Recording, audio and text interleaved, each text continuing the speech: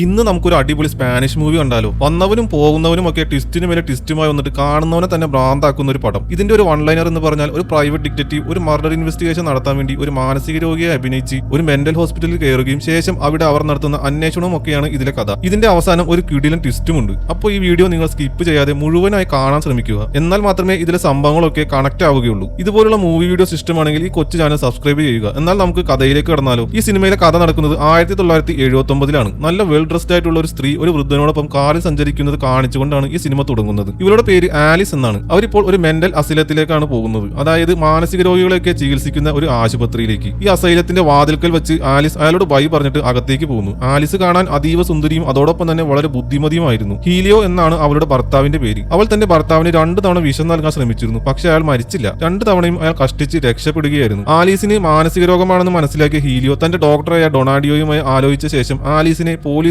കൈമാറുന്നതിന് പകരം ഈ മാനസിക ആശുപത്രിയിൽ പ്രവേശിപ്പിക്കുകയായിരുന്നു. ഇവൾക്ക് ഈ അസൈലത്തിൽ പ്രവേശനം ലഭിക്കണമെങ്കിൽ അവിടുത്തെ ഒരു ഡോക്ടർ ഇവൾ പരിശോധിച്ച് അനുമതി തരണം. ഇതിനുവേണ്ടി ഡോക്ടർ റൂയി പ്രസ് ആലീസിന്റെ റിപ്പോർട്ട് പരിശോധിക്കുകയായിരുന്നു. ആലീസ് എല്ലാ ചോദ്യങ്ങൾക്കും വ്യക്തമായി ഉത്തരം നൽകുന്നുണ്ട്. അവളെ കണ്ടാൽ ഒരാൾക്കും ഒരു മാനസിക രോഗമുണ്ടെന്ന് പറയാൻ കഴിയില്ല. താൻ ഭർത്താവിനെ കൊല്ലാൻ ശ്രമിച്ചു എന്ന കാര്യം ആലീസ് പൂർണ്ണമായി നിഷേധിക്കുകയാണ്. തന്റെ സ്വത്ത് തട്ടിയെടുക്കാൻ വേണ്ടി ഭർത്താവ് തന്നെ കൊടുക്കാൻ ശ്രമിക്കുകയാണ്. മാനസിക രോഗമുണ്ടെന്നും പറഞ്ഞ് തന്നെ ഇവിടെ അടച്ചിട്ടാൽ തന്റെ സ്വത്ത് മുഴുവൻ അയാൾക്ക് കിട്ടും. അതിനുവേണ്ടിയുള്ള ഭർത്താവിന്റെ ഒരു പ്ലാൻ ആണ് ഇതെന്നും അവർ വാദിക്കുന്നു. താൻ അയാളെ കൊല്ലാൻ ശ്രമിച്ചിരുന്നെങ്കിൽ അയാൾ നേരെ പോലീസിനെ അറിയിക്കുകയായിരിക്കില്ലേ ചെയ്യുക. അപ്പോഴാണ് റിപ്പോർട്ടിനൊപ്പം ആലിസിനെ പരിശോധിച്ച ഡോക്ടർ ഡൊണാഡിയോ അയച്ച ഒരു കത്ത് ഡോക്ടർക്ക് ലഭിക്കുന്നത്. കത്തിൽ ഇങ്ങനെ എഴുതിയിരുന്നു: ആലിസ് വളരെ തന്ത്രശാലിയും മിടുക്കിയുമായ സ്ത്രീയാണ്. അവൾക്ക് നന്നായി സംസാരിക്കാനുള്ള കഴിവുണ്ട്. അതുവഴി ഏത് കള്ളവും മറ്റുള്ളവരെ വിശ്വസിപ്പിക്കാൻ അവൾക്ക് കഴിയും. നിരപരാധിയാണെന്ന് തെളിയിക്കാൻ അവൾ ഏതറ്റം വരെയും പോകും. അതുകൊണ്ട് അവളുടെ ഒരു വാക്കും വിശ്വസിക്കരുത്. ഡോക്ടർ റൂയി പ്രസ് അവളോട് ഹസ്ബൻഡുമായുള്ള റിലേഷനെ പറ്റിയൊക്കെ ചോദിച്ചു. അവളുടെ മറുപടി എല്ലാം കേട്ട ശേഷം അവസാനം അവൾക്ക് പാരനോയ എന്നൊരു അസുഖമാണെന്ന് അയാൾ തന്റെ നോട്ടിൽ കുറിച്ചിടുന്നു. പാരനോയ എന്ന് വെച്ചാൽ ചുറ്റുമുള്ളവർ തനിക്കെതിരെ ഗൂഢാലോചന നടത്തുന്നു, തനിക്ക് ദോഷം ചെയ്യാൻ ശ്രമിക്കുന്നു എന്നൊക്കെയുള്ള അനാവശ്യമായ ഒരു ഭയമാണ്. ഇതിനുശേഷം ഈ ആശുപത്രിയുടെ ഡയറക്ടർ ബോർഡിലെ ഒരു അംഗം കൂടിയായ ഡോക്ടർ മോണ്ടേജ് ആലീസിന് ആശുപത്രിയെക്കുറിച്ചും അവിടുത്തെ നിയമങ്ങളെക്കുറിച്ചും ഒക്കെ വിവരിച്ചു കൊടുക്കുന്നു. ഇനി ഒരു കൗണ്ടറിൽ അവരുടെ സാധനങ്ങളെല്ലാം ഏൽപ്പിക്കണം. ഹോസ്പിറ്റലിലെ നിയമം അനുസരിച്ച് പേഴ്സണൽ സാധനങ്ങളൊന്നും അനുവദിക്കില്ല. ആലീസിന് ഇത് വളരെ വിചിത്രമായി തോന്നി. പുസ്തകങ്ങൾ അകത്തേക്ക് കൊണ്ടുപോകുന്നതിൽ എന്താണ് പ്രശ്നം എന്ന് അവൾ ചോദിക്കുന്നു. ആശുപത്രി നിയമങ്ങൾ വളരെ കർശനമാണ്. പക്ഷേ ആലീസിന്റെ നിരന്തരമായ അഭ്യർത്ഥനയെ തുടർന്ന് ഒടുവിൽ മോണ്ടേജ് അവൾക്ക് ഒരു പുസ്തകം കൊണ്ടുപോകാൻ അനുമതി നൽകുന്നു. ഇതിനുശേഷം ഒരു വാർഡൻ അവളുടെ ഡ്രസ്സൊക്കെ അഴിച്ചു പരിശോധിക്കുന്നു. അങ്ങനെ എല്ലാ പ്രൊസീജിയേഴ്സും കഴിഞ്ഞപ്പോൾ മോണ്ടേജ് ആലിസിനെ അവരുടെ മുറിയിലേക്ക് കൊണ്ടുപോയി. അവർ പോയ ശേഷം ആലിസ് ആ പുസ്തകം തുറന്ന് അതിൽ നിന്ന് ചില പേപ്പർ കട്ടിങ്ങുകൾ പുറത്തെടുക്കുന്നു. വാസ്തവത്തിൽ ആലിസ് ഒരു രോഗിയല്ല, മറിച്ച് ഒരു പ്രൈവറ്റ് ഡിറ്റക്റ്റീവ് ആണ്. ഈ ആശുപത്രിയിൽ നടന്ന ഒരു കൊലപാതകം അന്വേഷിക്കാൻ വന്നതാണ് അവൾ. ഡോക്ടർ ഡെൽ ഓൾമോ ആണ് ആലിസിനെ ഇവിടേക്ക് അയച്ചത്. ഡോക്ടർ ഡെല്ലിന്റെ മകൻ ഡാമിയൻ കുറച്ച് മാസങ്ങൾക്ക് മുമ്പ് ഇവിടെ മരിച്ചിരുന്നു. ആശുപത്രി ജീവനക്കാർ അത് ആത്മഹത്യയാണെന്നാണ് പറഞ്ഞിരുന്നത്. പക്ഷേ ഡോക്ടർ ഡെൽ തന്റെ മകൻ ഒരിക്കലും ആത്മഹത്യ ചെയ്യില്ലെന്ന് വിശ്വസിച്ചു. പോലീസുകാരാണെങ്കിൽ ആ കേസ് ആത്മഹത്യയാണെന്ന് പറഞ്ഞ് ക്ലോസ് ചെയ്യുകയും ചെയ്തു. അതുകൊണ്ടാണ് അദ്ദേഹം ആലിസിനെ അന്വേഷണത്തിനായി ഇവിടേക്ക് അയച്ചത്. ഡെൽ ഓൾമോ ഈ ആശുപത്രിയുടെ ഡയറക്ടറായ സാമുവലിന്റെ ഒരു സുഹൃത്താണ്. സാമുവലിനും ആലിസ് ഇവിടെ വരുന്ന കാര്യം അറിയാം. അയാൾക്ക് ഗവൺമെന്റിന്റെ ഹെൽത്ത് ഡിപ്പാർട്ട്മെന്റിലൊക്കെ നല്ല പിടിയുണ്ട്. അയാളാണ് സിറ്റി കൗൺസിലിൽ ഇടപെട്ട് ആലിസിന് ഈ ആശുപത്രിയിൽ പ്രവേശനം നേടിക്കൊടുക്കാൻ സഹായിച്ചത്. എല്ലാം സെറ്റായി കഴിഞ്ഞപ്പോൾ ആലിസ് തന്റെ അന്വേഷണം ആരംഭിക്കാൻ തുടങ്ങി. അവൾ പതിയെ അവിടെയുള്ള മറ്റു രോഗികളുമായി സൗഹൃദം സ്ഥാപിക്കുകയും സംസാരത്തിനിടയിൽ അവരെക്കുറിച്ച് വിവരങ്ങൾ അറിയാൻ ശ്രമിക്കുകയും ചെയ്യുന്നു. ഈ ആശുപത്രിയിൽ വെച്ച് ഡാമിന് എന്താണ് സംഭവിച്ചതെന്ന് അവൾക്ക് അറിയേണ്ടതുണ്ടായിരുന്നു. അങ്ങനെ ആലിസ് ഇഗ്നോസിയോ എന്നൊരു ആളുമായി സൗഹൃദത്തിലാകുന്നു. ഇഗ്നാസിയോയ്ക്ക് ഇവിടെ ചില പ്രത്യേക അവകാശങ്ങളൊക്കെ ഉണ്ടായിരുന്നു. സിഗരറ്റ് വലിക്കാനും ലൈറ്റർ കൈവശം വെക്കാനും അതുപോലെ വൈൻ കുടിക്കാനും അവന് അനുവാദമുണ്ടായിരുന്നു. അവർ വേഗത്തിൽ തന്നെ വളരെ അടുത്ത കൂട്ടുകാരായി മാറി. അവൻ പതിയെ ആശുപത്രിയിലെ എല്ലാ രഹസ്യങ്ങളും അവളോട് പറയാൻ തുടങ്ങുന്നു. ആ ആശുപത്രിയിൽ വിചിത്രമായ നിരവധി കഥാപാത്രങ്ങൾ ഉണ്ടായിരുന്നു. റോമുലസ് റീമസ് എന്നിങ്ങനെ പേരുള്ള ഇരട്ടകളാണ് അവരിൽ ഒന്ന്. അവർ ആ ആശുപത്രിയിൽ വെച്ചാണ് ജനിച്ചത്. റോമുലസ് ദിവസം മുഴുവൻ അവൻ കാണുന്ന ആളുകളെയൊക്കെ അനുകരിക്കും. റീമസും അവന്റെ സഹോദരിയും സംസാരിക്കാൻ ശേഷി ഇല്ലാത്തവരായിരുന്നു. അവൾ യഥാർത്ഥത്തിൽ അവന്റെ സ്വന്തം സഹോദരി ആയിരുന്നില്ല. പക്ഷെ റോമുലസ് അങ്ങനെയാണ് ധരിച്ചു വെച്ചിരുന്നത്. ആരെങ്കിലും അവൾ അവന്റെ സഹോദരിയല്ല എന്ന് പറഞ്ഞാൽ അവൻ വളരെ വയലന്റ് ആകുമായിരുന്നു. ഇഗ്നാസിയോ മറ്റു 2 കഥാപാത്രങ്ങളെ കുറിച്ച് കൂടി പറയുന്നു. ലൂയി, എലിഫന്റ് മാൻ എന്നിവരാണവർ. ലൂയി കുള്ളനായ ഒരു മനുഷ്യനായിരുന്നെങ്കിൽ എലിഫന്റ് മാൻ വളരെ പൊക്കമുള്ള ഒരു ആജാനുബാഹുവായിരുന്നു. ഇരുവരും വളരെ അടുത്ത കൂട്ടുകാരുമാണ്. അവരെപ്പോഴും ഒരുമിച്ചാണ് നടക്കാറ്. പക്ഷെ ഇവർ മറ്റുള്ളവരെ വളരെയധികം ബുദ്ധിമുട്ടിച്ചിരുന്നു. പ്രത്യേകിച്ച് ലൂയിയുടെ വൃത്തികെട്ട നോട്ടം എപ്പോഴും സ്ത്രീകളിലാണ്. പതുക്കെ ആലിസ് റോമുലസുമായും സൗഹൃദത്തിലാകുന്നു. അവൻ അമ്മയെ കണ്ടിട്ടില്ലാത്തത് കൊണ്ട് തന്നെ അവൻ ആലിസിനെ അമ്മ എന്ന് വിളിക്കാൻ തുടങ്ങി. ഡാമിയൻ മരിച്ച അന്ന് ലൂയി മിസ്സിംഗ് ആയിരുന്നെന്നും അയാൾ ആയിരിക്കാം ഡാമിയനെ കൊന്നതെന്നും ഇഗ്നാസിയോ അലീഷിയോട് ഒരു സംശയം പറയുന്നു. ഈ അസൈലത്തിന്റെ അടുത്ത് തന്നെ ഒരു കാടുണ്ട്. ഈ പേഷ്യൻസിനൊക്കെ ആ കാട്ടിലേക്ക് പോകാനുള്ള അനുവാദവുമുണ്ട്. ലൂയി ആ കാട്ടിലേക്ക് പോകുന്നത് കണ്ടുവന്ന് ഇഗ്നോസിയോ പറഞ്ഞപ്പോൾ ആലിസ് അയാളെ അന്വേഷിച്ച് ആ കാട്ടിലേക്ക് ചെന്നു. അടുത്തുള്ള കുറ്റിക്കാട്ടിൽ നിന്ന് ആരോ നടക്കുന്ന ചില ശബ്ദങ്ങളൊക്കെ കേൾക്കുന്നുണ്ട്. അവിടെ ആരാണെന്ന് നോക്കാൻ അവൾ ശ്രമിക്കുമ്പോൾ ലൂയി പെട്ടെന്ന് അവളുടെ അടുത്തേക്ക് ചാടി വീഴുകയും അവളോട് അക്രമം കാണിക്കാൻ ശ്രമിക്കുകയും ചെയ്യുന്നു. അപ്പോഴേക്കും റോമുലസ് അവിടെ എത്തുകയും ഒരു മരം കൊണ്ട് ലൂയിയുടെ തലക്കടിക്കുകയും ചെയ്യുന്നു. അടിയുടെ ആഘാതത്തിൽ ലൂയി തൽക്ഷണം മരിച്ചു. പക്ഷേ ലൂയിയെ കൊന്നത് ആലിസ് ആണെന്നാണ് എല്ലാവരും കരുതിയത്. പിന്നീട് ബോധം വരുമ്പോൾ അവൾ ആശുപത്രിയിൽ കിടക്കുകയാണ്. പക്ഷെ അവളുടെ 2 കൈകളും കട്ടിലിൽ കെട്ടിയിട്ടിരിക്കുകയാണ്. അടുത്തു തന്നെ ഡോക്ടർ അരലാനോയും ഇരിപ്പുണ്ട്. ലൂയിയുടെ മരണത്തിൽ ആലിസിനെയാണ് അവർക്ക് സംശയം. അതുകൊണ്ടാണ് അവളെ അവിടെ കെട്ടിയിട്ടിരിക്കുന്നത്. അവർ ഉടനെ പോലീസിനെ വിളിക്കാനിരിക്കുകയാണ്. പക്ഷെ അപ്പോഴേക്കും ഹോസ്പിറ്റലിന്റെ ഡയറക്ടറായ ഡോക്ടർ സാമുവൽ അങ്ങോട്ട് വന്നു. ഞാൻ പേഷ്യന്റുമായി സംസാരിച്ചിട്ട് മാത്രം പോലീസിനെ വിളിച്ചാൽ മതി എന്നാണ് അയാൾ പറയുന്നത്. അയാൾ കുറച്ച് നാളായിട്ട് ഒരു വെക്കേഷന് പോയിരിക്കുകയായിരുന്നു. പെട്ടെന്ന് അയാൾ അത് അവസാനിപ്പിച്ച് തിരിച്ചു വന്നതാണ്. സാമുവൽ അവളുടെ കെട്ടുകളെല്ലാം അഴിച്ചു. ഇവളെ ഇങ്ങോട്ടേക്ക് വിട്ട ഡെല്ലും സാമുവലും നല്ല സുഹൃത്തുക്കളായിരുന്നു എന്ന് അറിയാവുന്നത് കൊണ്ട് അവൾ തന്റെ അന്വേഷണത്തിന്റെ കഥ മുഴുവൻ സാമുവലിനോട് പറയാൻ തുടങ്ങി. പക്ഷെ സാമുവൽ പറയുന്നത് അവളെയോ ഡെല്ലിനെയോ തനിക്ക് അറിയില്ലെന്നാണ്. ഇത് കേട്ടപ്പോൾ ആലിസിന് ആകെ വല്ലാണ്ടായി. നിങ്ങൾ എന്നെ കളിയാക്കുകയാണോ? നിങ്ങൾക്കെല്ലാം അറിയാവുന്നതല്ലേ എന്നൊക്കെ ആലിസ് ചോദിക്കുന്നുണ്ട്. ഡാമിയന്റെ കൊലപാതകം അന്വേഷിക്കാനാണ് താൻ ഇവിടെ വന്നതെന്ന് ആലിസ് പറയുന്നു. ഇത് കേട്ട് സാമുവൽ ചിരിക്കുകയാണ് ചെയ്തത്. അതൊരു കൊലപാതകമായിരുന്നില്ല, അവൻ ആത്മഹത്യ ചെയ്തതാണ് എന്ന് പറയുന്നു. ഇതൊക്കെ കേട്ടിട്ട് സാമുവൽ തന്നെ കളിപ്പിക്കുന്നതാണെന്ന് മനസ്സിലാക്കിയ ആലിസ് വേഗം അവിടുന്ന് രക്ഷപ്പെടാൻ ശ്രമിച്ചു. ഫോണെടുത്ത് തന്റെ ഭർത്താവിനെ വിളിക്കാൻ ശ്രമിക്കുമ്പോൾ അത് തടയാൻ ചെന്ന സാമുവലിനെ അവൾ തള്ളിയിടുകയും ചെയ്തു. സാമുവൽ അപ്പോൾ തന്നെ അറ്റൻഡർമാരെ വിളിച്ച് അവളെ മയക്കാനുള്ള ഇഞ്ചക്ഷൻ കുത്തിവെക്കുകയും ചെയ്തു. പിന്നീട് അവൾ എഴുന്നേൽക്കുമ്പോൾ തന്നെ ഒരു ഐസൊലേഷൻ വാർഡിൽ കിടത്തിയിരിക്കുന്നതാണ് അവൾ കാണുന്നത്. ആ സമയം ആ മുറിയിലേക്ക് ഡോക്ടർ മോണ്ടേജ് കടന്നു വരുന്നു. നീ എന്തിനാണ് അയാളെ തള്ളിയിടാനൊക്കെ പോയത്? നിങ്ങൾ മറ്റു രോഗികൾക്ക് അപകടമുണ്ടാക്കാൻ സാധ്യതയുള്ളതുകൊണ്ട് നിങ്ങൾ ഐസൊലേഷനിൽ ഇടാനാണ് സാമുവൽ പറഞ്ഞിരിക്കുന്നത്. താൻ ഒരു ഡിറ്റക്റ്റീവ് ആണെന്നും തനിക്ക് ഭ്രാന്തില്ലെന്നും ഡാമിയന്റെ മരണം അന്വേഷിക്കാനാണ് താൻ വന്നതെന്നും അവൾ പറയുന്നു. പക്ഷേ അവൾക്ക് ഇവിടെ നിന്ന് പുറത്തിറങ്ങണമെങ്കിൽ ഡോക്ടർമാരുടെ ബോർഡ് അവൾക്ക് മെന്റൽ പ്രശ്നങ്ങളൊന്നും ഇല്ല എന്ന് സാക്ഷ്യപ്പെടുത്തേണ്ടതുണ്ട് എന്ന് മോണ്ടേജ് അവളെ അറിയിക്കുന്നു. തന്റെ കയ്യിൽ തെളിവുകളുണ്ടെന്നും ഡോക്ടർമാരുടെ ഒരു മീറ്റിംഗ് അറേഞ്ച് ചെയ്താൽ തനിക്ക് അത് തെളിയിക്കാൻ സാധിക്കുമെന്നും ആലിസ് വാദിച്ചു. ഇത് കേട്ടപ്പോൾ മോണ്ടേജ് അങ്ങനെ ഒരു മീറ്റിംഗ് അറേഞ്ച് ചെയ്യാമെന്ന് സമ്മതിക്കുകയും ചെയ്തു. ഈ മീറ്റിംഗിൽ വെച്ച് തന്നെ ഈ ആശുപത്രിയിൽ സാമുവൽ തടഞ്ഞു വെച്ചിരിക്കുകയാണെന്ന് ആലിസ് വാദിക്കുന്നു. പക്ഷേ സാമുവൽ അതിനെ എതിർക്കുകയാണ് ചെയ്തത്. തന്റെ ഭർത്താവിനെ വിഷം കൊടുത്ത് കൊല്ലാൻ ശ്രമിച്ചതിന് ഡോക്ടർ ഡൊണാഡിയോയുടെ നിർദ്ദേശപ്രകാരമാണ് ആലിസിനെ ഇവിടെ അഡ്മിറ്റ് ചെയ്തിരിക്കുന്നത്. അവളുടെ എല്ലാ അഡ്മിഷൻ പേപ്പറുകളും കറക്റ്റ് ആയിരുന്നു. സിറ്റി കൗൺസിൽ അപ്രൂവ് ചെയ്തതിന് ശേഷമാണ് അവളെ ഇവിടെ അഡ്മിറ്റ് ചെയ്തത്. ഇത് കേട്ടപ്പോൾ ആലിസ് തന്റെ എല്ലാ കാര്യങ്ങളും അവരോട് വിശദീകരിക്കാൻ തുടങ്ങി. ഡാമിയന്റെ മരണത്തെപ്പറ്റി അന്വേഷിക്കാൻ വേണ്ടി തനിക്ക് ഈ ആശുപത്രിയിൽ പ്രവേശനം ലഭിക്കണമായിരുന്നു. അതിനുവേണ്ടിയാണ് അവൾ തുടക്കത്തിൽ ഡോക്ടർ റൂയി പ്രസിനോടും ഭർത്താവിന് വിഷം കൊടുത്ത കാര്യത്തെ പറ്റിയൊക്കെ കള്ളം പറഞ്ഞത്. കുറച്ചുനാൾ മുമ്പ് ഭർത്താവിനൊപ്പം ഒരു ന്യൂ ഇയർ പാർട്ടിയിൽ പോയപ്പോൾ ഡോക്ടർ ഡെല്ലുമായി അവർ കണ്ടുമുട്ടിയിരുന്നു. അയാളുടെ ഫോട്ടോ മുമ്പ് പത്രത്തിൽ കണ്ടിട്ടുള്ളതിനാൽ അവൾക്ക് ഡെല്ലിനെ പെട്ടെന്ന് തന്നെ തിരിച്ചറിയാൻ കഴിഞ്ഞു. അതിനുശേഷം അവർ ഇരുവരും ഈ കേസിനെ കുറിച്ച് സംസാരിച്ചു. താൻ ഒരു പ്രൈവറ്റ് ഇൻവെസ്റ്റിഗേറ്റർ ആയതുകൊണ്ട് ഡോക്ടർ ഡെൽ ആലിസിനെ ഈ കേസിനായി വാടകയ്ക്ക് എടുക്കുകയായിരുന്നു. എന്റെ മകന് എന്താണ് സംഭവിച്ചതെന്ന് നീ കണ്ടെത്തണം എന്നും അദ്ദേഹം ആവശ്യപ്പെട്ടു. അദ്ദേഹത്തിന്റെ മകൻ മരിച്ച് 2 ദിവസത്തിന് ശേഷം ഡോക്ടർ ഡെല്ലിന് ഒരു കത്ത് ലഭിച്ചിരുന്നു. അതിൽ ഇങ്ങനെയാണ് എഴുതിയിരുന്നത്: നിങ്ങളുടെ മകന്റെ മരണത്തിന് കാരണം നിങ്ങൾ തന്നെയാണ്. അതായത് ഡാമിയനെ കൊന്നയാളുടെ ഉദ്ദേശം ഡെല്ലിനോട് പ്രതികാരം ചെയ്യുകയായിരുന്നു. അയാൾ മുമ്പ് ചികിത്സിച്ചിട്ടുള്ള ഏതോ ഒരു രോഗിയായിരിക്കാം ഇതിന്റെ പിന്നിൽ എന്നാണ് അയാൾ കരുതുന്നത്. ഈ കത്ത് ആശുപത്രിയിൽ നിന്നാണ് അയച്ചിരിക്കുന്നത്. കൈയക്ഷരം പരിശോധിച്ച ശേഷം ഈ കത്ത് എഴുതിയ ആൾ സ്കിസോഫ്രീനിയ രോഗിയാണെന്നും ആശുപത്രിക്ക് പുറത്തു പോകാൻ അനുവാദമുള്ള രോഗിയാണ് ഇതെന്നും ആലിസ് കണ്ടെത്തി. ഈ കേസ് അന്വേഷിക്കാൻ തുടങ്ങിയിട്ട് ഇപ്പോ കുറെ ദിവസമായിരിക്കുന്നു. പക്ഷേ അവൾക്കൊന്നും കണ്ടെത്താൻ കഴിഞ്ഞില്ല. അതുകൊണ്ട് അന്വേഷണത്തിനായി ആശുപത്രിക്ക് അകത്തു പോകണമെന്ന് അവൾ തീരുമാനിക്കുകയാണ്. ഡോക്ടർ ഡെല്ലുമായി ചേർന്ന് അവൾ വ്യാജ മെഡിക്കൽ റിപ്പോർട്ടുകൾ ഉണ്ടാക്കുകയും ഡോക്ടർ സാമുവലിന് കത്ത് എഴുതുകയും ചെയ്യുന്നു. ഡോക്ടർ സാമുവലുമായി കത്തുകളിലൂടെയാണ് അവൾ സംസാരിച്ചിരുന്നത്. സാമുവലാണ് എങ്ങനെ ഈ ആശുപത്രിയിൽ അഡ്മിഷൻ കിട്ടണമെന്നുള്ള വഴി അവൾക്ക് പറഞ്ഞു കൊടുത്തത്. പാരനോയ എന്ന അസുഖമാണെന്ന് അഭിനയിക്കുക. അങ്ങനെ അവൾ ഒരു പാരനോയ രോഗിയെ പോലെ അഭിനയിക്കാനൊക്കെ പഠിച്ചു. ഡോക്ടർ ഡൊണാഡിയോയിൽ നിന്നുള്ള കത്തായി നമ്മൾ തുടക്കത്തിൽ കണ്ട ലെറ്റർ ശരിക്കും അവൾ എഴുതിയതാണ്. ഇനി അടുത്ത പ്രശ്നം തന്നെ ആശുപത്രിയിലേക്ക് അയക്കാനായിട്ട് ഭർത്താവിന്റെ ഒരു ഒപ്പ് വേണമായിരുന്നു. അതിന് അവൾ ഒരു വഴിയും കണ്ടെത്തി. കുറെ ബാങ്ക് പേപ്പറുകളുടെ ഇടയിൽ ഹോസ്പിറ്റലിലേക്കുള്ള അഡ്മിഷന്റെ ലെറ്റർ വെച്ച് അതിൽ അയാളുടെ സൈൻ മേടിച്ചെടുക്കാൻ അവൾക്ക് സാധിച്ചു. അതിനുശേഷം അർജന്റീനയിൽ ഒരു കേസ് അന്വേഷണത്തിന് പോവുകയാണെന്ന് പറഞ്ഞ് അവൾ വീട്ടിൽ നിന്നും ഇറങ്ങി. അവൾ ഇവിടെയുള്ള കാര്യം ഭർത്താവിനെ അറിയത്തില്ല. ഡെൽ ആണ് അവളെ ഇവിടെ കൊണ്ടുവന്നാക്കിയത്. പക്ഷെ ഡോക്ടർ സാമുവൽ വീണ്ടും ആലിസിനെ തിരിച്ചറിയാൻ വിസമ്മതിക്കുകയും അവൾ ഇതെല്ലാം എന്തിനാണ് ചെയ്യുന്നതെന്ന് ചോദിക്കുകയും ചെയ്യുന്നു. ഡോക്ടർ സാമുവൽ ഇപ്പോൾ ആലിസിനോട് ദേഷ്യപ്പെടാൻ തുടങ്ങുകയും അവൾക്ക് മാനസിക രോഗമുണ്ടെന്ന് പറയുകയും ചെയ്യുന്നു. പക്ഷെ ആലിസ് തന്റെ വാക്കുകളിൽ തന്നെ ഉറച്ചു നിൽക്കുകയാണ്. തന്റെ ഹോസ്പിറ്റലിലേക്കുള്ള അഡ്മിഷന് വേണ്ടി സാമുവൽ സിറ്റി കൗൺസിലെ ഡോക്യുമെന്റ്സിൽ തിരിമറി നടത്തിയത് കൊണ്ടാണ് അയാൾ ഒന്നും അറിയാത്ത പോലെ ഭാവിക്കുന്നതെന്ന് അവൾ മറ്റു ഡോക്ടർമാരോട് പറയുന്നു. ഇപ്പോൾ മറ്റു ഡോക്ടർമാർക്കും സാമുവലിന് സംശയം തോന്നാൻ തുടങ്ങുന്നു. ഇതിനുശേഷം ഡോക്ടർമാരെല്ലാം കൂടി അവളുടെ കാര്യം ഡിസ്കസ് ചെയ്യാൻ വേണ്ടി കൂടിയിരിക്കുകയാണ്. ഡോക്ടർ സാമുവൽ എല്ലാവരോടും തന്റെ കഥയുടെ ഭാഗം വെളിപ്പെടുത്താൻ തുടങ്ങുന്നു. ആലിസിന് മാനസിക രോഗമുണ്ടെന്നും ഭർത്താവ് ഹേലിയോയിൽ നിന്ന് രക്ഷപ്പെടാൻ അവൾ ആഗ്രഹിച്ചിരുന്നുവെന്നും പറയുന്നു. അവൾക്ക് പാരനോയ എന്നൊരു അവസ്ഥയാണുള്ളത്. താൻ വളരെ ബുദ്ധിമതിയും മറ്റുള്ളവരെക്കാൾ ഉയർന്ന നിലവാരം ഉള്ളവളുമാണെന്നാണ് അവളുടെ വിചാരം. താൻ തിരഞ്ഞെടുത്ത ഭർത്താവ് തന്നെ സ്നേഹിക്കുന്നില്ലെന്നും പകരം അയാളുടെ നോട്ടം തന്റെ പണത്തിലാണെന്ന് മനസ്സിലാക്കിയ അവൾക്ക് തന്റെ അഹന്തയിൽ ഏറ്റ ഈ അടി സഹിക്കാൻ കഴിഞ്ഞില്ല.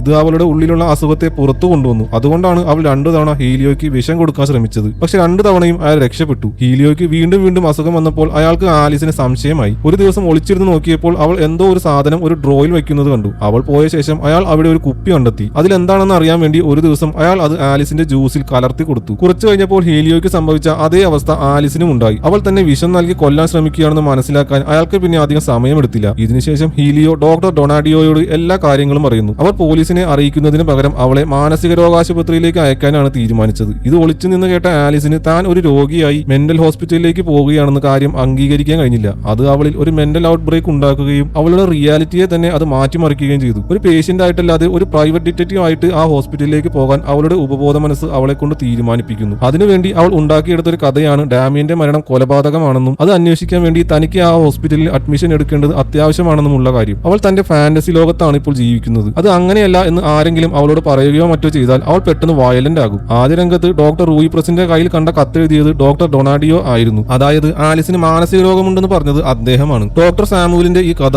ഡോക്ടർ മോണ്ടേജിനും ഡോക്ടർ സീസറിനും അങ്ങോട്ട് വിശ്വാസമാവുന്നുണ്ടായിരുന്നില്ല. കാരണം ആലിസ് തികച്ചും നോർമലായാണ് കാണുന്നത്. അവർ പറയുന്നത് ഇതിന്റെ സത്യാവസ്ഥ അറിയാനായി ആലിസിന്റെ കുടുംബവുമായി സംസാരിക്കുകയോ അല്ലെങ്കിൽ പോലീസിനെ അറിയിക്കുകയോ ചെയ്യണമെന്നാണ്. അവർ ഇതേക്കുറിച്ച് സംസാരിക്കുമ്പോൾ ഒരു അറ്റൻഡർ അങ്ങോട്ട് വന്ന് ഇഗ്നാസിയോ അവരെ കാണാൻ ആഗ്രഹിക്കുന്നുണ്ടെന്ന് പറയുന്നു. അവരിപ്പോൾ സാമുവലിന്റെ ഓഫീസ് മുറിയിൽ ഇരിക്കുകയാണ്. അവിടെ മറ്റു ഡോക്ടർമാരോടൊപ്പം ആലിസും ഇഗ്നോസിയോയും പിന്നെ പോലീസ് ഓഫീസറെ പോലെ തോന്നിപ്പിക്കുന്ന ഒരു വൃദ്ധനുമുണ്ട്. ഇഗ്നാസിയോ താൻ കണ്ട കാര്യങ്ങൾ അവരോട് സംസാരിക്കാൻ തുടങ്ങി. ലൂയിസ് ആലിസിനെ ആക്രമിക്കാൻ ശ്രമിച്ചപ്പോൾ അവൾ അവനെ തള്ളിയിട്ടു. അവന്റെ തല ഒരു കല്ലിൽ ഇടിച്ച് അവൻ അവിടെ വെച്ച് മരിച്ചു എന്നാണ് ഇഗ്നാസിയോ പറയുന്നത്. ഇഗ്നാസിയോ പറഞ്ഞത് വിശ്വസിച്ച സാമുവൽ ലൂയിയുടെ മരണം ഒരു ആക്സിഡന്റ് ആണെന്ന് ഉറപ്പിക്കുന്നു. ഇതുകൊണ്ട് അയാൾക്ക് വേറൊരു ഉദ്ദേശം കൂടി ഉണ്ടായിരുന്നു. ആശുപത്രിയിൽ പോലീസ് വന്നാൽ ഈ ഡോക്ടർമാർക്കെതിരെയും നടപടി ഉണ്ടാകും. അതുകൊണ്ട് അവർ ഇഗ്നാസിയോയുടെ വാക്കുകൾ സത്യമാണെന്ന് വിശ്വസിച്ച് ആലിസിനെ വിട്ടയക്കുന്നു. ഞങ്ങൾക്ക് ഒരു കാര്യം ഡിസ്കസ് ചെയ്യാനുണ്ടെന്ന് പറഞ്ഞ് സാമുവൽ ഇഗ്നാസിയോയെ അവിടുന്ന് പറഞ്ഞയക്കുന്നു. അയാൾ അവിടുന്ന് പോയി കഴിഞ്ഞപ്പോൾ ആലിസ് ഇത്രയും നേരം ഇതൊക്കെ ശ്രദ്ധിച്ചുകൊണ്ട് നിൽക്കുകയായിരുന്ന ആ വൃദ്ധന്റെ അടുത്തേക്ക് പോകുന്നു. അയാൾ ഒരു പോലീസുകാരനാണെന്ന് കരുതി അയാളോട് സംസാരിക്കാൻ തുടങ്ങി. ഞാൻ ആലിസ് ആണ്, നിങ്ങൾ എന്റെ ഭർത്താവിനെ കോൺടാക്ട് ചെയ്യാൻ ശ്രമിച്ചോ എന്ന് അയാളോട് ചോദിക്കുന്നു. ഡോക്ടർ മോണ്ടേജും ഡോക്ടർ സീസറും ഹീലിയോയെ വിളിക്കാൻ ശ്രമിച്ചിരുന്നെങ്കിലും പക്ഷെ അയാളെ ഫോണിൽ കിട്ടുന്നുണ്ടായിരുന്നില്ല. ആലിസ് ഇവിടെ വരുന്നതിന് മുമ്പ് തന്നെ ഭർത്താവിനെ കൊന്നിട്ടുണ്ടാകാം എന്ന് സാമുവൽ പറയുന്നു. ആലിസിന്റെ വാക്കുകൾ സത്യമാണോ എന്ന് തെളിയിക്കാൻ രണ്ടുപേർക്ക് കഴിയുമായിരുന്നുള്ളൂ. ഒന്ന് അവളുടെ ഭർത്താവ്, മറ്റൊന്ന് ഡോക്ടർ ഡൊണാഡിയോ. പക്ഷേ അയാളാണെങ്കിൽ സൂറിച്ചിൽ ഒരു കോൺഫറൻസിലായിരുന്നു. അതുകൊണ്ട് തന്നെ അവർ അയക്കുന്ന കത്തുകൾക്കോ ഫോൺ കോളുകൾക്കോ മറുപടി ലഭിക്കുന്നുണ്ടായിരുന്നില്ല. ഭർത്താവിനെ ഫോണിൽ കിട്ടാതിരുന്നതും ഡോക്ടർ ഡൊണാഡിയോ കോൺഫറൻസിൽ പോയതും വളരെ വിചിത്രമായിരുന്നു. ഏതായാലും ഡോക്ടർ ഡെല്ലിനെ ഇവിടെ വിളിക്കണമെന്ന് ആലിസ് ഇപ്പോൾ നിർബന്ധിക്കാൻ തുടങ്ങുന്നു. കാരണം അദ്ദേഹമാണ് തന്നെ ജോലിക്കെടുത്ത് ഈ കേസ് ഏൽപ്പിച്ചത്. ഇത് കേട്ടതോടെ സാമുവൽ ചിരിക്കാൻ തുടങ്ങുകയും ഡോക്ടർ ഡെൽ ഈ മുറിയിലുണ്ടെന്നും നിങ്ങൾ ഇപ്പോൾ നിൽക്കുന്നത് ഡെല്ലിന്റെ മുമ്പിലാണെന്ന് പറയുന്നു. ഞെട്ടിപ്പോയ ആലിസ് ഡോക്ടർ ഡെല്ലിന്റെ നേർക്ക് നോക്കിയിട്ട് ഇത് ഡോക്ടർ ഡെൽ അല്ല, ഞാൻ കണ്ടത് മറ്റൊരാളായിരുന്നു എന്ന് പറയുന്നു. അപ്പോൾ മോണ്ടേജും ഡോക്ടർ സീസറും ഇയാളാണ് ഡാമിയന്റെ അച്ഛനായ ഡോക്ടർ ഡെൽ എന്ന് ഉറപ്പിച്ചു പറയുന്നു. ഇത് കേട്ടതോടെ സമനില തെറ്റിയ ആലിസ് ഉറക്കെ ബഹളം വെക്കാൻ തുടങ്ങി. ഇത് കണ്ടതോടെ ആലിസ് ഒരു രോഗിയാണെന്ന് മറ്റു ഡോക്ടർമാരും ഉറപ്പിക്കുന്നു. സാമുവൽ ഉടനെ അറ്റൻഡർമാരെ വിളിക്കുകയും തുടർന്ന് ആലിസിന് ഷോക്ക് തെറാപ്പി നൽകുകയും ചെയ്യുന്നു. ഇതിനുശേഷം അവളെ വയലന്റ് ആയിട്ടുള്ള രോഗികളെയൊക്കെ പാർപ്പിച്ചിട്ടുള്ള ഭാഗത്തേക്ക് കൊണ്ടുപോകുന്നു. പിന്നീട് ഡോക്ടർ സീസർ അവളെ കാണാൻ അവിടെ പോകുമ്പോൾ ഇതെല്ലാം തന്റെ ഭർത്താവിന്റെ പ്ലാൻ ആണെന്ന് ആലിസ് അവനെ ബോധ്യപ്പെടുത്താൻ ശ്രമിക്കുന്നു. അതായത് ന്യൂ ഇയർ പാർട്ടിയിൽ വെച്ച് ഹീലിയോയും വയസ്സനായ ഒരാളും കണ്ടുമുട്ടിയതും ന്യൂസ് പേപ്പറിൽ അയാളുടെ മുഖം ഒട്ടിച്ച് അത് ഡെൽ ആണെന്ന് അവളെ വിശ്വസിപ്പിക്കുകയും ചെയ്ത ശേഷം ഡെൽ ആണെന്ന വ്യാജേന അയാളെ തന്റെ അടുത്തേക്ക് വിട്ട് തന്നെ ഈ ഹോസ്പിറ്റലിൽ എത്തിച്ചതുമെല്ലാം തന്റെ ഭർത്താവിന്റെ പ്ലാൻ ആയിരുന്നു. താൻ ഫോം സൈൻ ചെയ്യാൻ വേണ്ടി ഭർത്താവിന് കൊടുക്കുമ്പോൾ അയാൾക്ക് അറിയാമായിരുന്നു അത് ഹോസ്പിറ്റലിലേക്കുള്ള ഫോം ആണെന്ന്. താൻ ഇങ്ങനെ ഒരു മർഡർ ഇൻവെസ്റ്റിഗേഷന് വേണ്ടിയാണ് വന്നത് എന്നൊക്കെ പറയുമ്പോൾ തനിക്ക് ഭ്രാന്താണെന്നുള്ള കാര്യം ഡോക്ടർമാർ ഉറപ്പിക്കുകയും അങ്ങനെ എന്നേക്കുമായി തന്നെ ഈ ഹോസ്പിറ്റലിൽ തളച്ചിടാനും അയാൾക്ക് കഴിയും. ഇങ്ങനെ ആലിസ് കാര്യങ്ങൾ മുഴുവൻ അവർക്ക് വിശദീകരിച്ചു കൊടുത്തു. അവർക്കിപ്പോ ഹീലിയോയെ കോൺടാക്ട് ചെയ്യാൻ കഴിയാത്തതിന് കാരണം അയാൾ തന്റെ പണവുമായി മുങ്ങിയിട്ടുണ്ടാവും. അത് ഉറപ്പിക്കാൻ തന്റെ ബാങ്ക് അക്കൗണ്ട് പരിശോധിച്ചാൽ മാത്രം മതി. പക്ഷേ അത് പരിശോധിക്കണമെങ്കിൽ താൻ തന്നെ നേരിട്ട് ചെല്ലണം. പക്ഷേ അവൾക്ക് ഇവിടെ നിന്ന് പുറത്തിറങ്ങണമെങ്കിൽ ഡോക്ടർമാരുടെ ബോർഡ് അവൾക്ക് അസുഖമൊന്നുമില്ല എന്ന് സർട്ടിഫിക്കറ്റ് കൊടുക്കണമായിരുന്നു. അതോടെ ഡോക്ടർ സീസറിന് അവളുടെ വാക്കുകളിൽ വിശ്വാസമായി. അദ്ദേഹം മോണ്ടേജുമായി സംസാരിക്കുകയും ആലിസിനെ വിശ്വസിക്കണമെന്ന് പറയുകയും ചെയ്യുന്നു. തന്നെ ആശുപത്രിയിൽ എത്തിച്ചയാളെ തന്റെ ഭർത്താവാണ് ഏർപ്പാടാക്കിയത്. ഒരിക്കലും നടക്കാത്ത ഒരു കൊലപാതകത്തിന്റെ അന്വേഷണത്തിനാണ് തന്നെ വാടകയ്ക്ക് എടുത്തത്. രണ്ട് ഡോക്ടർമാർക്കും ഇപ്പോൾ അവളുടെ വാക്കുകളിൽ പൂർണ്ണ വിശ്വാസമാകുന്നു. ഈ ഗൂഢാലോചനയിൽ സാമുവൽ ഉൾപ്പെട്ടിട്ടുണ്ടോ എന്നാണ് അവർക്ക് സംശയം. അതുകൊണ്ടായിരിക്കണം ആലിസിനെ ഒതുക്കാനായിട്ട് അയാൾ വീണ്ടും വീണ്ടും അവൾക്ക് വളരെ കടുപ്പമേറിയ ചികിത്സ നൽകിയത്. അങ്ങനെ അവർ രണ്ടുപേരും ആലിസിനെ സഹായിക്കാൻ തയ്യാറാകുന്നു. ഇതിനുശേഷം ഡോക്ടർ മോണ്ടേജ് ആലിസിനെ അവളുടെ പഴയ സെല്ലിലേക്ക് തന്നെ ഷിഫ്റ്റ് ചെയ്യുന്നു. ഈ സമയം ആലിസിനെ ചെക്ക് ചെയ്യാൻ വന്ന സാമുവൽ അവളെ സെല്ലിലേക്ക് മാറ്റിയ കാര്യം അറിഞ്ഞു. ഇത് അന്വേഷിക്കാൻ മോണ്ടേജിന്റെ ഓഫീസിൽ ചെന്നപ്പോൾ അവർ അവിടെ ഇല്ല. അവളാണെങ്കിൽ ഈ സമയം സാമുവലിന്റെ ഓഫീസ് പരിശോധിക്കുകയായിരുന്നു. ആലിസിന്റെ ഫയൽ തുറന്നു നോക്കുമ്പോൾ അതിൽ $2 മില്യൺ സംഭാവന കിട്ടിയതായി കാണുന്നുണ്ട്. അതായത് ആലിസിനെ ആശുപത്രിയിൽ പ്രവേശിപ്പിക്കാൻ ഹീലിയോ $2 മില്യൺ സംഭാവന നൽകിയിരുന്നു. അതാണെങ്കിൽ ഡോക്ടർ സാമുവലിന്റെ പേരിലുമാണ് നൽകിയിരിക്കുന്നത്. അവൾ ആ ഫയൽ നോക്കിക്കൊണ്ടിരിക്കുമ്പോൾ സാമുവൽ അവിടെ എത്തുന്നു. ഇതൊരു സാധാരണ സംഭാവനയാണെന്നും അദ്ദേഹം സ്വന്തം ഇഷ്ടപ്രകാരം നൽകിയതാണെന്നും ഈ പണമെല്ലാം ആശുപത്രിയുടെ അക്കൗണ്ടിലേക്ക് മാറ്റിയെന്നും സാമുവൽ പറയുന്നു. തന്റെ അറിവില്ലാതെ ആലിസിനെ സെല്ലിലേക്ക് ഷിഫ്റ്റ് ചെയ്തതിന് സാമുവൽ മോണ്ടേജിനെ ആശുപത്രിയിൽ നിന്നും പുറത്താക്കുകയും ചെയ്തു. സാമുവൽ ആലിസിന്റെ മുറിയിൽ ചെന്ന് നോക്കുമ്പോൾ അവൾ അവിടെ നിന്ന് രക്ഷപ്പെട്ടു എന്ന് മനസ്സിലാക്കുന്നു. ഈ സമയം ഡോക്ടർ സീസർ ആലിസ് പറഞ്ഞതൊക്കെ ശരിയാണോ എന്നറിയാൻ പോലീസ് സ്റ്റേഷനിലേക്ക് പോകുന്നു. ആലിസിനെ നിയമപരമായി കിഡ്നാപ്പ് ചെയ്തിരിക്കുന്നു എന്നാണ് ഡോക്ടർ കംപ്ലൈന്റ് ചെയ്തത്. അത് ശരിയാണോ എന്നറിയാൻ അവരുടെ ബാങ്ക് അക്കൗണ്ട് പരിശോധിക്കണം. അതിലെ പണം മുഴുവൻ പിൻവലിക്കപ്പെട്ടിട്ടുണ്ടെങ്കിൽ അതിന്റെ അർത്ഥം ആലിസിന്റെ ഹസ്ബൻഡ് അതുമായി മുങ്ങിയെന്നാണ്. അങ്ങനെ ആലിസ് പറയുന്നതൊക്കെ സത്യമാണെന്ന് ബോധ്യപ്പെടുകയും ചെയ്യും. പക്ഷേ പോലീസുകാർ സീസറിനെ സഹായിക്കാൻ തയ്യാറായില്ല. അവർ പറയുന്നത് എന്താണെന്ന് വെച്ചാൽ ഹോസ്പിറ്റലിലെ ഒരു രോഗിയുടെ കാര്യങ്ങൾ അന്വേഷിക്കണമെങ്കിൽ അവർക്ക് ആശുപത്രി മേധാവിയുടെ അതായത് സാമുവലിന്റെ ഒപ്പ് വേണം. എന്നാലും ഡോക്ടർ അവിടുന്ന് പോയി കഴിഞ്ഞപ്പോൾ ഇക്കാര്യത്തിൽ സംശയം തോന്നിയ അവർ ആലിസിന്റെ ബാങ്ക് അക്കൗണ്ട് പരിശോധിക്കാൻ തന്നെ തീരുമാനിച്ചു. ഇതിനുശേഷം സീസർ നേരെ പോയത് ആലിസിന്റെ വീട്ടിലേക്കായിരുന്നു. അവിടെ അവരുടെ ഭർത്താവ് ഹീലിയോയെ കാണാനില്ലായിരുന്നു. അയാൾ അവിടുന്ന് പോയിട്ട് ആഴ്ചകളായിരിക്കുന്നു. അതുകൂടാതെ അവിടെ ഒരു മുറിയിൽ ആലിസ് പ്രൈവറ്റ് ഡിറ്റക്റ്റീവ് എന്നൊരു ബോർഡും അയാൾക്ക് കാണാൻ കഴിഞ്ഞു. സീസർ ഇക്കാര്യം ഉടനെ തന്നെ മോണ്ടേജിനെ വിളിച്ചറിയിച്ചു. അവർ ആണെങ്കിൽ ആ സമയം തന്റെ ബാഗൊക്കെ പാക്ക് ചെയ്ത് പോകാൻ ഇറങ്ങുകയായിരുന്നു. ഇതോടെ അവർക്ക് ഒരു കാര്യം ഉറപ്പായി, ആലിസ് പറഞ്ഞതെല്ലാം സത്യമാണ്. അവളെ തന്റെ ഭർത്താവ് തന്നെ കുടുക്കിയതാണ്. ഇതെല്ലാം അയാളുടെ പ്ലാൻ ആയിരുന്നു. അതേസമയം തന്റെ സെല്ലിൽ നിന്ന് രക്ഷപ്പെട്ട ആലിസ് ഇഗ്നോസിയോയുടെ സഹായത്തോടെ ടോയ് വർക്ക്ഷോപ്പിൽ ഒളിച്ചിരിക്കുകയായിരുന്നു. ഈ ഹോസ്പിറ്റലിൽ നിന്ന് രക്ഷപ്പെടാൻ അവൾ ഒരു പദ്ധതി തയ്യാറാക്കിയിട്ടുണ്ട്. അവൾ ഇഗ്നോസിയോയോട് അവന്റെ ലൈറ്റർ ചോദിച്ചു വാങ്ങുകയും പിന്നീട് പെയിന്റ് തിന്നർ ഉപയോഗിച്ച് അവൾ ആ സ്റ്റോറിൽ തീയിടുകയും ചെയ്യുന്നു. അങ്ങനെയുണ്ടാവുന്ന ബഹളത്തിനിടയിൽ അവിടുന്ന് രക്ഷപ്പെടാനാണ് അവളുടെ പ്ലാൻ. പുറത്തേക്കുള്ള വഴിയിൽ നിന്ന് അറ്റൻഡർമാരെയെല്ലാം മാറ്റി നിർത്താൻ അവൾ ഇഗ്നോസിയോയ്ക്ക് ഒരു ജോലി കൊടുത്തിരുന്നു. അയാൾക്ക് വെള്ളം അലർജിയാണ്. അവൻ കൈ നനച്ച് സ്വയം അസുഖം വരുത്തുകയും ഉച്ചത്തിൽ നിലവിളിക്കുകയും ചെയ്യുന്നു. അത് കണ്ട അറ്റൻഡർമാർ അവന്റെ സെല്ലിൽ നിന്ന് പുറത്തിറക്കുന്നു. തീ പിടിച്ച കാര്യം അറിഞ്ഞതോടെ ആശുപത്രിയിലുള്ളവരെല്ലാം പരിഭ്രാന്തരായി അങ്ങോട്ടും ഇങ്ങോട്ടും ഓടുകയാണ്. ഇതിനിടയിൽ ഇഗ്നോസിയോ റോമുലസിന്റെ മുറിയിലെത്തിയപ്പോൾ ആ പയ്യൻ അവിടെ മരിച്ചു കിടക്കുന്നതാണ് കണ്ടത്. ഈ ബഹളത്തിനിടെ ആലിസ് അറ്റൻഡർമാരെ വെട്ടിച്ച് ഗേറ്റിന് അടുത്തെത്തുന്നു. അവൾ ഗേറ്റ് തുറന്ന് പുറത്തിറങ്ങാൻ തുടങ്ങുമ്പോഴാണ് ഒരു പോലീസുകാരി അവിടെ എത്തുന്നത്. ആലിസ് വേഷം മാറിയിരുന്നതിനാൽ ആ പോലീസുകാരി അവളെ ഒരു ഗാർഡാണെന്ന് തെറ്റിദ്ധരിച്ചു. റോമുലസ് എന്ന ഒരു പയ്യൻ ആശുപത്രിയിൽ വെച്ച് മരിച്ചിട്ടുണ്ട്. ആരോ അവനെ കൊന്നതാണ്. അവന്റെ ശരീരം പരിശോധിക്കാൻ വന്ന ഓഫീസറാണ് ഇപ്പൊ വന്ന ഈ പോലീസുകാരി. അവിടെ നിന്ന് ഓടിപ്പോകാനാണ് ആലിസ് ആദ്യം ആലോചിച്ചത്. പക്ഷേ റോമുലസ് മരിച്ചെന്ന് അറിഞ്ഞപ്പോൾ അവളുടെ മനസ്സ് മാറി. ആരാണ് അവനെ കൊന്നതെന്ന് കണ്ടുപിടിക്കണം. മാത്രമല്ല ഇപ്പോൾ ഇവിടുന്ന് ഓടിപ്പോയാൽ ജീവിതകാലം മുഴുവൻ അവൾ ഓടിക്കൊണ്ടിരിക്കേണ്ടി വരും. തനിക്ക് അസുഖമൊന്നുമില്ലെന്ന് എല്ലാവരെയും ബോധ്യപ്പെടുത്തിയ ശേഷം ഇവിടുന്ന് പുറത്തിറങ്ങണം. അങ്ങനെയാവുമ്പോൾ തനിക്ക് ആരെയും പേടിക്കാതെ ജീവിക്കാം. റോമുലസിനെ കൊന്നത് ആരാണെന്ന് കണ്ടുപിടിക്കാൻ തനിക്ക് കഴിഞ്ഞാൽ തനിക്ക് രോഗമൊന്നും ഇല്ലെന്ന് എല്ലാവർക്കും ബോധ്യപ്പെടും. അപ്പോഴാണ് പോലീസ് ഓഫീസർ സഹായത്തിനായി അവളെ തിരികെ വിളിക്കുന്നത്. അവൾ ആ പോലീസ് ഓഫീസറെ അടിച്ച് ബോധം കെടുത്തി അവളുടെ വസ്ത്രങ്ങൾ എടുത്തിട്ട് റോമുലസിന്റെ ബോഡി കിടക്കുന്ന മുറിയിലേക്ക് പോയി. കുറച്ചു കഴിഞ്ഞപ്പോൾ തന്നെ മറ്റ് പോലീസ് ഓഫീസർമാരും സാമുവലും പുറത്ത് വണ്ടിയിൽ ബോധം കെട്ട് കിടക്കുന്ന ഓഫീസറെ കണ്ടെത്തി. അവർക്കിപ്പോൾ മനസ്സിലായി അകത്ത് ബോഡി പരിശോധിച്ചുകൊണ്ടിരിക്കുന്ന സ്ത്രീ